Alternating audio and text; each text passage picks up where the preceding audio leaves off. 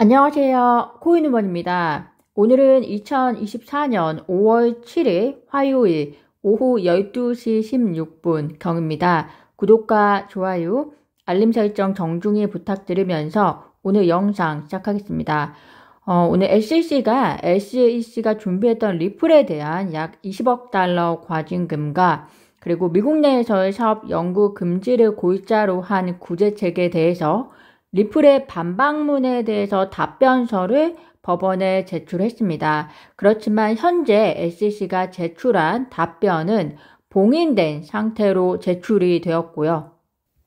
타임라인을 보시는 것처럼 현지 시간으로 5월 8일 대중에게 공개가 될 예정입니다. 우리나라 시간으로는 대략적으로 이틀 뒤인 5월 9일 이른 아침이 될 것으로 보입니다.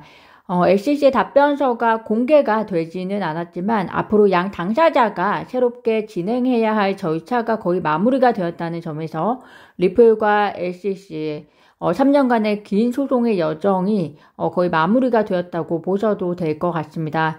전문가들은 7월, 8월, 9월 중에 이제 토레시 판사의 최종 판결이 있을 것이라고 예상을 하고 있습니다. 이 최종 판결에 의해서 두 번째 라운드가 시작이 될 것인지, 즉 항소에 의한 두 번째 라운드를 말씀드리는 것이고요. 이것이 이제 첫 번째 시나리오가 될 것이고, 두 번째 시나리오는 토레시 판사의 최종 판결을 양 당사자가 그대로 받아들이는 것이고요. 아마 이것에 대한 가능성은 거의 적지 않을까라고 생각이 듭니다.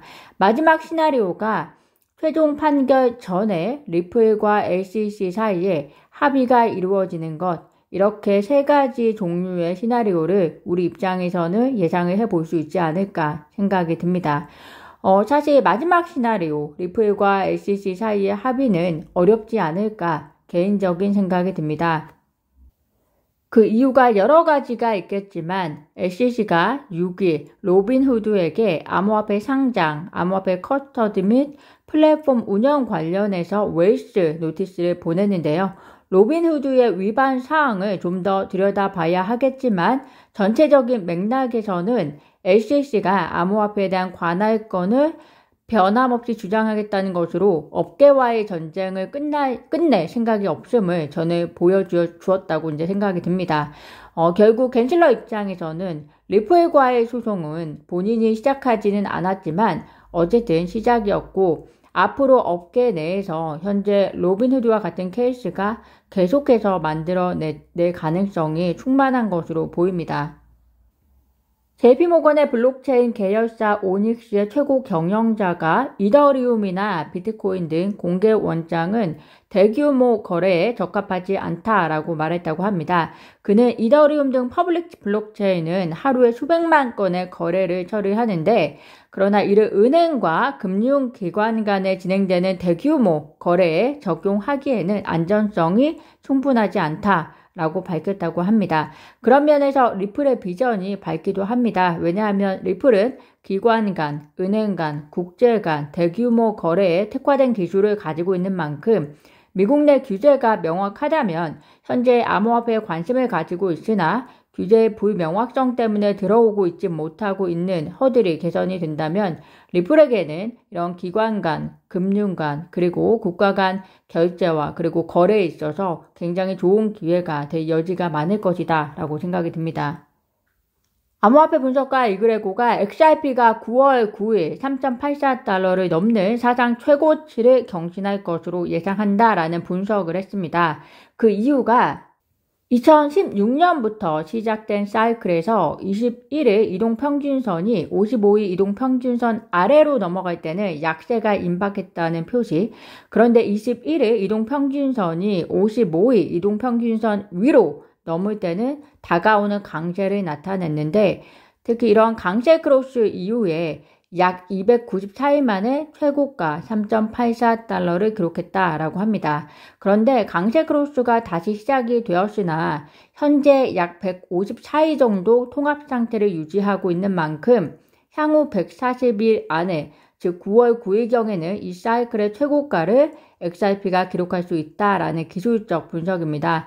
이는 기술적 분석일 뿐이고요. 여러 모멘텀들이 더 중요하게 작용하는 만큼 9월 안에 토레스 판사의 최종 판결, 그리고 리플 최고 기술 책임자가 밝힌 올 6월 리플의 스테이블 코인의 세부 사항과 그리고 이와 연결해서 기초자산 XRP에 대한 비전이 어떤 방향으로 흘러갈지가 더 많은 영향이 있을 것이다 라고 생각이 듭니다.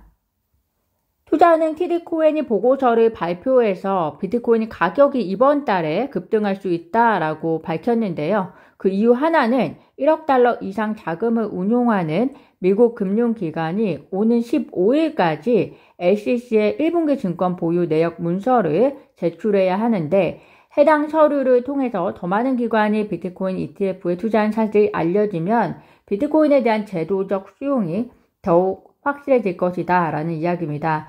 그런데 개인적으로는 저는 이제 막 금융기관들이 비트코인 투자에 대한 검토가 면밀히 시작되었을 것이라고 생각이 되기 때문에 사실상 보유한 것은 그렇게 많지 않을 것이다 라고 생각이 되고요.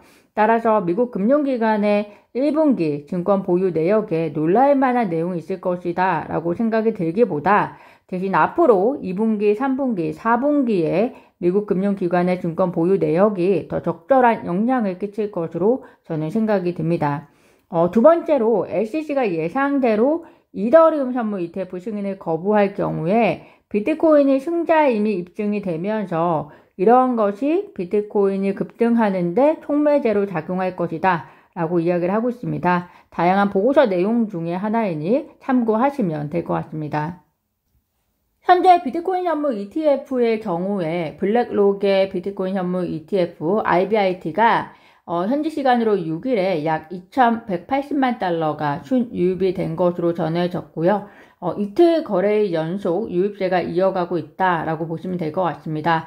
그리고 홍콩 비트코인 현물 ETF 발행사들 역시 출시 4일 만에 4,388 비트코인을 매집했다. 라고 보도가 되었습니다. 다만 홍콩 현물 ETF의 경우에는 우리가 미국 현물 ETF에서도 러닝이 있었듯이 초기 이후에 언젠가는 시장에 영향을 줄 만큼 유출이 발생할 수도 있는 날도 있다는 점 두루두루 고려하셔야 할 것으로 보입니다. 다음 주 5월 15일 수요일 미국 소비자 물가 지수 CPI 발표를 앞두고 있습니다. 그리고 그것을 앞두고 이번 주에는 연준 이사들의 다양한 인터뷰 및 연설이 예정이 되어 있는데요. 현 금리 수준이 이미 제한적 수준이기 때문에 금리 인상은 없을 것으로 전반적으로 보고 있는 상황이기 때문에 연준 이사들의 발언이 시장에 영향을 크게 주지는 않을 것으로 보이지만 CPI를 지금 일주일 정도 앞두고 있는 만큼 불확실성이 조금씩 다시 도래할 수 있다는 점 참고하시면 되겠습니다. 오늘 제가 준비한 소식은 여기까지입니다. 오늘도 영상 시청 진심으로 감사드리고요. 구독과 좋아요, 알림 설정은 코인우먼에게 큰 힘이 됩니다. 감사합니다.